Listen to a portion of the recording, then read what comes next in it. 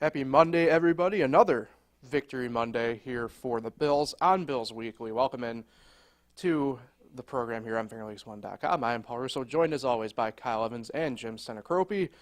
We are here. We'll be recapping and discussing the Bills' drubbing of the Miami Dolphins yesterday, 48-20. We'll also be taking a look at the Week 5 matchup over in London against the Jacksonville Jaguars. But first, I want to thank today's sponsor of the podcast, Lincoln Hill Farms.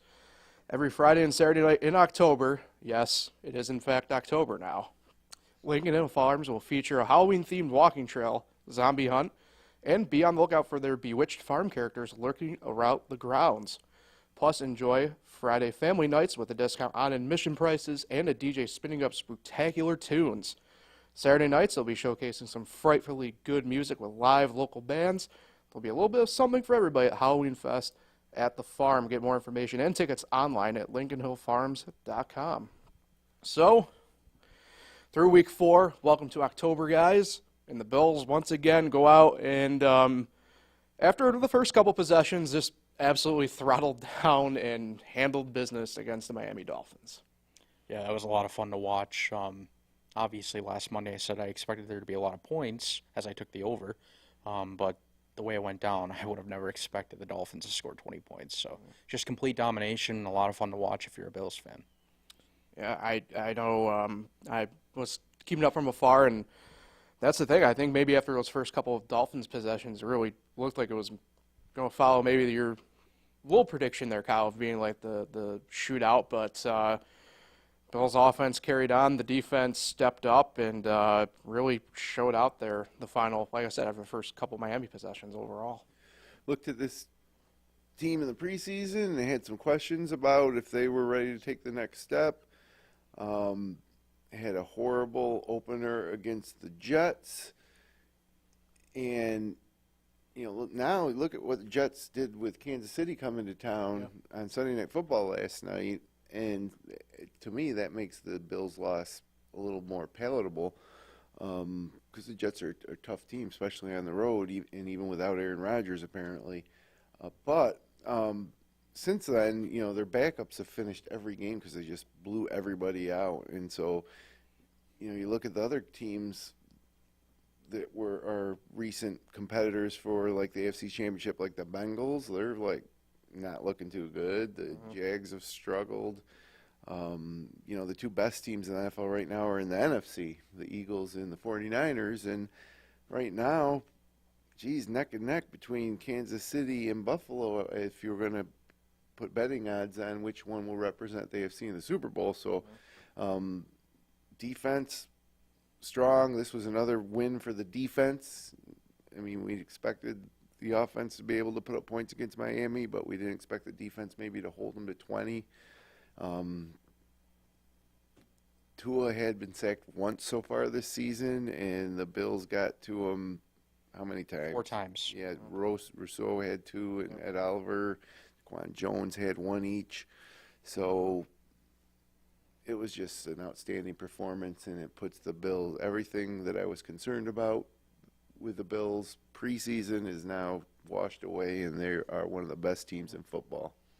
Yeah, I think it's kind of hard not to, I'd say, move on now, look at different things within maybe the team that we didn't maybe have outright looked at, obviously in the offseason. And it's kind of, in my mind, hard to kind of find faults. I know, like, for me personally, I was worried about the running game, and this was maybe the worst in terms of statistical-wise the running game has looked all year. But, like, even then, it's not like James Cook was outright denied, right? Like, he ended up getting involved in the pass game. Definitely opened the passing game. Right, Like in that first drive, I mean, they ran a few times with James Cook, and then it kind of opened the pass right up. And, I mean, look at Josh Allen. He had more touchdowns than incompletions because he had the 1 rushing, so that makes 5. Right.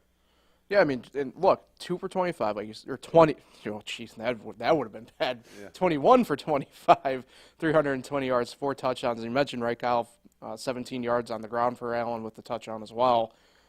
I mean, that's by far was one of his best games he's had, kind of period, up to this point, even, let alone the season. But and in the marquee game of the week in the NFL, And just to add another layer to it, the Bills didn't turn the ball over. Miami turned it over 3 times on downs in the second half, and then Micah Hyde had that interception. So, if you turn over your opponent 4-0, you're probably going to win. Yeah. How about In the this? Josh Allen leads the league in completion percentage, 74.8. Pretty efficient. And like he said, Josh Allen hasn't even played every game fully because he's been taken out early, with these blowouts. So after week 1, I mean, man, has Josh Allen proved a lot of people wrong who might have had some major questions with him. Yeah, I had questions, Yeah. but I don't have those questions much anymore other than can they continue to do it. And then if they are able to continue and be a top seed heading into the playoffs, then they'll be at a spot, hopefully, where they, haven't been successful. Can they get over that hump? So no questions here. Just impressed with everything, including, Stephon Diggs had the big game, but they still spread it around. Yep. A lot of different guys touched the ball. And another impressive stat was Tyreek Hill, 58 yards receiving, 3 receptions. I mean, I don't know how they schemed against him, but they obviously found something that no other team so far this season has been able to find. I actually have a stat on that. I was telling Paul. Yep. In 7 regular season games with Sean McDermott as head coach, Tyreek Hill has never gone over 70 yards in a game against the Bills, and he's only scored 1 touchdown in those 7 regular season games. Bizarre. So they do a really good job at, he's still going to get his catches, but they don't let them beat them down the field. Right, but he only had 3, so is it like the Dolphins are like, look, we're going to have to look elsewhere because we're just not going to dump off to Tyreek for these 2-yard gains?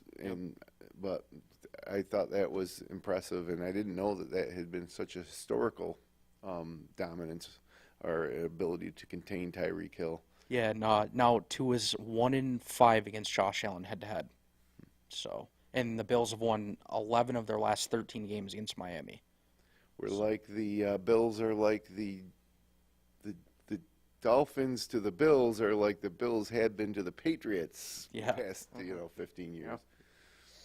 So good news for the Bills inside the AFC East. Aaron Rodgers goes down. They continue to dominate Miami, and New England is terrible. So, right? I mean, but that's the thing, right? This proves how big this game actually is, because if you obviously go by the record, right, Bills and Miami are tied at the top of the standings, but at least as it stands right now, the Bills own that tiebreaker at the moment. So, and that's one of those key things that, I mean, you're noticing it pop up actually around the league a little bit as a collective whole at the moment through a couple different divisions. But, for the Bills, because it's pretty apparent that despite the result on paper yesterday, the Dolphins are still probably going to be at least hanging with you through the season. There's going to be no, I don't think, a way exactly around that. Now, that being said, they still have one more matchup coming up later in the year, and anything can kind of happen there. But it shows that you get the early jump on somebody in the early season that makes life a little bit easier down the road if you do have that one stumble, if it does happen.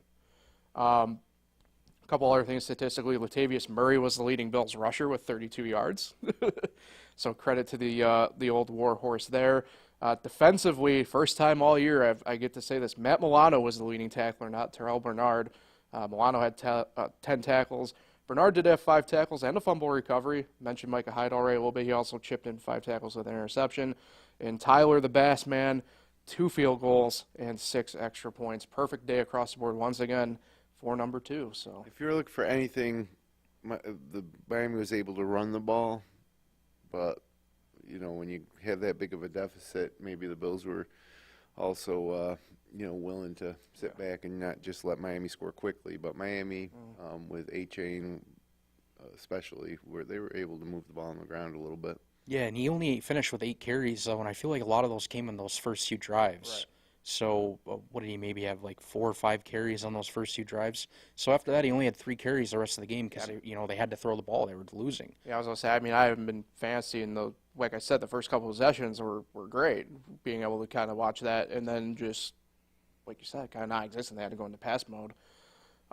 Really, the only outright negative headline to kind of come from the game ends up being, unfortunately, Tre'Davious White, feared torn Achilles. We haven't had any true updates there yet today. Should hear something soon, though, right? Right, yeah, usually. Sean usually speaks at 4. Yeah. So we should hear something in the next couple hours. But that's the fear at the moment, is the Achilles, and that would sideline him for the rest of the season. And it's already Second Achilles injury, Correct, November 21. He's just basically getting over that, and so, geez, that's too bad. But it'll be next man up. Obviously, who would be Dane? Yeah, Christian Benford and Dane Jackson are be playing a lot more, and I think Kyrie Elam is now finally going to be suited up for these games moving forward. And I actually do think, I mean, this is probably another podcast we can talk about this, but for the trade deadline this year, it's at Halloween time, I think. Yeah, we're So it's coming up. We're another few weeks away. Yeah, so I feel like for me, I do think the Bills are going to go out and make a trade. Last For a year, cornerback? yeah, last year when Trey White got hurt, it was after the trade deadline, so they couldn't make a move. Yeah. So I just feel like with where they are, I mean, unless they really trust who they have in house, I'm wondering if they go out and make a move. I mean, yeah, but that's the thing, right? Because you're already dealing with a bit of a banged up Poyer as well. I mean, obviously you missed this week's game, inactive. You know, I'm with you though, Kyle. I think you have to go if there's one thing I think last year maybe taught, maybe not just the Bills but the league as a whole, is you can go out and get a guy that will make the difference, that you can supplement, and I to say it's the Christian McCaffrey trade, obviously, that you can go out and you can get that big fish at the trade deadline in the NFL. That it is possible. Yeah, and I just thought about that. Like you just said, they did that yesterday. They held Miami to 20 points without their all-pro player in Jordan Poyer. I mean, it's just unbelievable what they did yesterday. And Von Miller not back yet. Yeah. Maybe this week in London. Yeah, and they're getting pressure on all these quarterbacks without Von Miller, and that was one of our biggest question marks. Yeah. They're tied with the Steelers for the league lead in sacks with 16 through 4 games. So, I mean, it's just been unbelievable the way this defense has performed, and credit to Sean McDermott. You know, first-year play callers, I think, done an incredible job. So yeah, I was really skeptical heading into the season about Sean McDermott in general, and especially now Sean McDermott taking over play calling duties, and you know, Leslie Frazier being gone on the defensive end. But so far, so good. Yeah. I was wrong. Almost got back to his roots a little bit, like he was with Carolina, in a way. I think that might have maybe triggers a little bit in you, right? Gets the juices flowing again a little bit, you know. I think it's always a good thing. All right, so for the Bills, focus ahead now to week 5 already, and this time, despite being the home team, they are far, far, far away from home in London. I hate these London games. I What do you guys think? I was You guys going. like them? That was my question. I woke up early to watch the Jags and Falcons game, and man, was that what I call a snooze fest. Yeah, especially because Desmond you're Ritter's still not tired from the, you know, I mean, if you're a Bills fan, you look forward to these Sundays and Monday nights or whatever they're playing. I don't think many Bills fans are too excited about getting up early to watch them play at 9:30 in the morning, where, you know, on top of the fact that almost nobody watches these Sunday morning games, certainly nobody on the West Coast watches them, it's disappointing. And, you know, and working against the Bills is that Jacksonville's been over there. They played last week in London. They're playing again. That seems like a disadvantage to me. You know, they're acclimated. You're right. Bills are probably on their way over there this morning. Yeah, and did you know that was an ESPN Plus exclusive? And this weekend, though, they're going to put the Bills game on NFL Network. Yep. But, yeah, I don't think a lot of people probably tuned into this past Sunday No, for the London game. if anything, the Toy Story edition of the Yeah, game. But that seemed to be more popular. right. But no, I was what I say, because we look at the slate now as a collective whole through the league, right? And there's more games overseas on these slate, and it's not just London anymore. You know, they're playing in Munich again this year in Germany. Hey. They're kind of we mentioned a little bit off air, Jim. You know, a little bit going back to the NFL Europe experiment that back in the late '90s, early 2000s, and You know, what's the NFL's end game here? right. At first, it seemed like they wanted to establish a part of the league actually in Europe. That doesn't seem like it's in the plan, so they're just trying to get general exposure to the European market. I don't know. I don't like it at all, and I like, you know, 1 o'clock on Sunday, tons of games. 4 o'clock, 4 or 5 more games. Sunday night, Monday night, Thursday night. And when you take one game out of the schedule, that's two of the teams. That's one every week, and then you got the bye weeks coming up. I like to see a lot of football on Sunday and not at 9:30 a.m. on Sunday. Yeah, and back-to-back weeks, they've only had 3 4 o'clock games. I don't like that. Yeah. The last 2 weeks, of 4 o'clock slate just, for me, hasn't been good.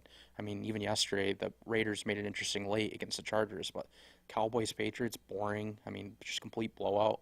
And then what was the other game? 49ers-Cardinals. 49ers covered that at the end. Yeah, Chargers-Raiders was the other one, right? Yep. Raiders tried to make it close, but, they had a backup quarterback playing, and You're off the legend of Alex O'Connell. He did his best out there. wasn't it Aiden? But, yeah, Whatever. Aiden O'Connell. All I know is Syracuse kicked his ass with Purdue last year. That's all I Yep, know. that's right. Well, we do get 4 p.m. games this coming week. I did look. So hopefully they're better. Can only hope, right? So, anyway, let's get back more into the brass of Week 5 for the Bills. They are, like I said, considered the home team, 9:30 a.m. NFL Network. Jacksonville 2-2 following that victory over the helpless Atlanta Falcons, 23-7. It's been an interesting Jacksonville team this year. Like Jim, you alluded to them a little bit, mentioning about the teams that we kind of thought were supposed to be at least very good this year, and they just haven't lived up to it. As I call it, their offense just looks more or less constipated most of And the this is a chance this is a big game for Jacksonville first because it's a chance for them to prove that they do belong in that AFC championship conversation. So they're going to be amped up and ready to go. It's going to be probably the biggest test for the Bills, especially given that it's in a different time zone that they'll have on the schedule maybe till December. Yeah. So for Jacksonville, Trevor Lawrence, their quarterback, 96 for 143 through the year, 943 yards, 4 touchdowns, 2 interceptions. Leading rusher is Travis Etienne, 69 carries for 260 yards and 1 touchdown. Christian Kirk, their leading receiver, 24 receptions, 257 and a touchdown. Their defense has allowed 344.5 yards on average so far this year, 249 through the air, 94 on the ground. So we stand right now in the early portion of the week. The Bills, 5.5-point favorites, 48 points at the over-under line. Current forecast of 80 degrees and mostly sunny in England. How about that? Rarity over there. So that's what we're looking like for now, looking at the week. So Tre'Davious White out, he would probably be matched up with Calvin Ridley. Mm-hmm. So that's a negative for the Bills and will continue to be whenever they play any teams with a great number one receiver. But yeah, it's going to be interesting to see how the Bills respond to the unique circumstances of this game. Being in London, playing a team that's been there for 2 weeks already, and playing a team that really is in a spot. It's not a do or they don't necessarily do or die week for Jacksonville, but they're 2-2, right?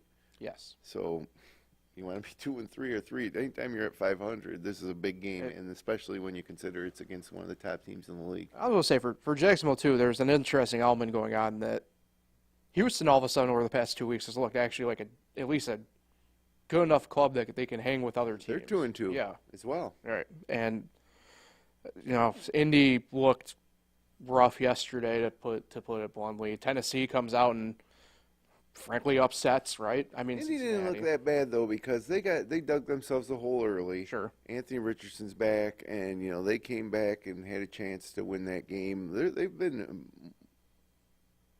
I don't want to say impressive, but they have been better than advertised in the preseason, I'd say.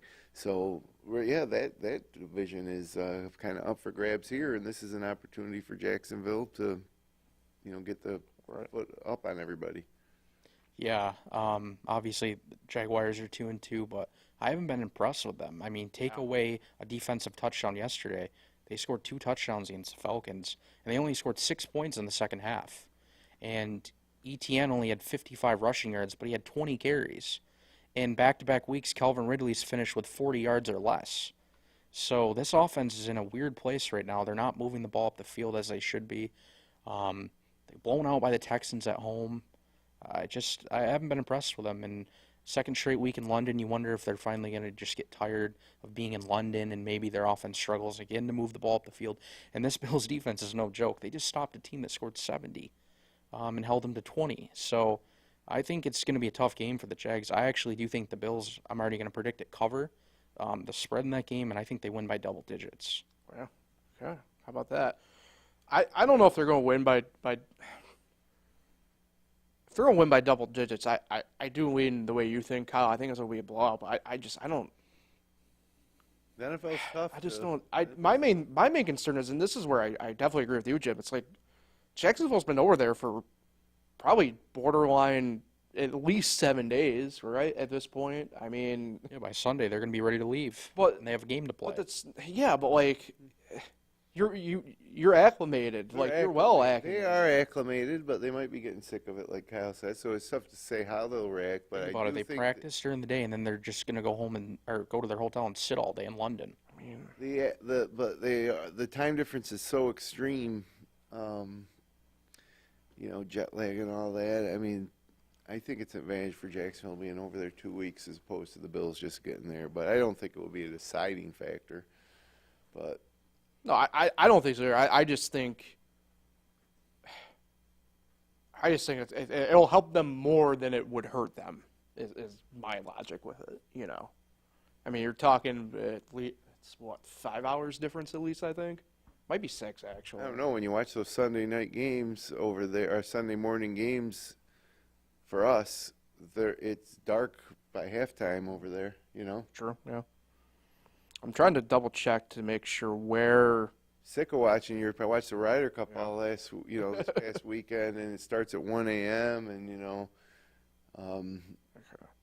I don't know why the NFL needs to move games over there. Let's keep them here in America. It's an American league and it's an American sport. I don't know what you're gaining. I mean, is there really a bunch of NFL fans over in London now? When they showed the fans in the stands, obviously they could have traveled, but it looked like a lot of other teams' jerseys. Like I saw Broncos jerseys, Patriots. really? Well, that's that's general NFL fans. Well, that's the thing. Like, my uncle has now lived over. I know he's in the east of London now, but he's lived overseas pretty much his whole adult life. But either way, he's been in England now for probably pushing 20 years, I believe, at this point. And he says the same thing. I mean, he's a Packers fan just because the family's from Wisconsin and everything. But yeah, for him, he just says because he would go to the games when they were first happening originally, but he would just say, yeah, I mean, in general, there's really not a ton of just the jerseys of the teams playing. It's more the general whatever. Yeah. And, look, it was another, I'm looking it up right now. So they played at Wembley this past week for the Falcons Jags, and they're playing at Tottenham Hotspur this upcoming Sunday. Both are in London, so it's not like travel is going to be a huge deal there either, obviously. But look, 85,716 place venue sold out. So I guess there still is obviously the demand of it. I don't know about the UK version of it. I always thought, to kind of maybe go back to the NFL Europe thing, I always thought Germany, if anything, would be the bigger spot. I only say that because I know of the military bases that Are they playing in Mexico this year? Didn't they play a game in Mexico last year? Yeah, the Raiders. Was it last year, the Raiders? But I know I don't know. I think they're doing it again this year, but I can't remember who the teams are. That seems like more of a better fit than going No game in Mexico this year. No game in Mexico this year, huh? Yep. And, of course, Canada has their own brand of football. Respect the CFL. So, yeah, I mean, Kyle, I guess we'll go into predictions. You already alluded to yours a little bit, so I guess what's your outright score one then in this situation? I'll do 31-20. Okay.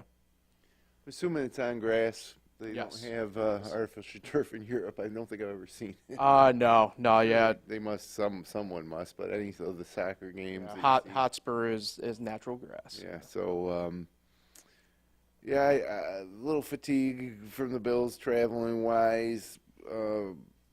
More of a defensive type of game, probably. Let's say Bills 28, Jaguars 17. Yeah, I'm right in that area as you guys as well. I think Bills 27, Jaguars 17 is kind of where I lie a little bit here. I Yeah, think double-digit victory. yeah, all I of mean, us. Well, yeah, that's true. yeah, I mean, It's easy to get It's pulled yeah, into these to assume now that the Bills look so dominant. yeah, But if you're a Dolphins fan last week, you couldn't imagine ever getting blown out again, and then 1 week later you're getting blown out. If you're a Kansas City Chiefs fan, can't imagine going into New York City on Sunday Night Right. Football and Jump out to a 17-0 lead. yeah, and then eking out a victory. The NFL's crazy. And as you look at this game against the Jaguars, and then ahead, they got the Giants at home, battling New York State, but it's at Highmark. Yep. Then at the terrible Patriots, Tampa Bay at home, at the Bengals, who went from I don't know what's going on in Cincinnati, but they are downright awful. And then you got the Broncos, and then you host the Jets, which that's going to be a huge revenge game. Mm-hmm. I don't see them losing a game until December. I didn't look to see who they play Thanksgiving week yet, but through that stretch, the next Eagles. 7 games, and then they play the Eagles. Okay, so I knew it does get tougher after that, but I don't see them losing a game. They should be 10-1 heading into Thanksgiving, but it's the NFL. I wouldn't put money that they'll win those 7 games. Something's going to happen somewhere where they're just going to lose one of those games. I And believe the game next weekend, and I could be wrong. I think that the game next weekend is a Sunday night game. the Giants, Yeah, and then It is. the week after the Giants, who are they playing again? Patriots. Yeah, That's Thursday Foxborough. night. No, it's 1 o'clock. That's 1 o'clock. Yeah. Oh, okay, Their Thursday night game is against the Bucks, Week 8. gotcha. Oh yeah, that Tampa Bay Buffalo rivalry put it on Thursday night. Thursday night On games are Amazon the Prime. worst. Yeah, they tend to be the worst.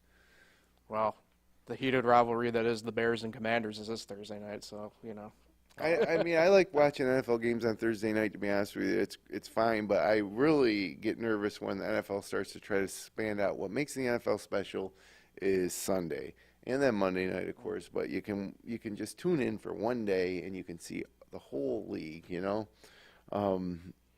So they have Saturday games late in the season once college football ends. And Yeah, the Bills are playing on a Saturday, Week 16, against the Chargers. not a big fan of that. I like, I 8 like. o'clock start. So, anyway, about to but say, the Thursday out makes what a pain in the neck for these teams, who play on a Sunday Right. to turn around and play on a Thursday. Yeah.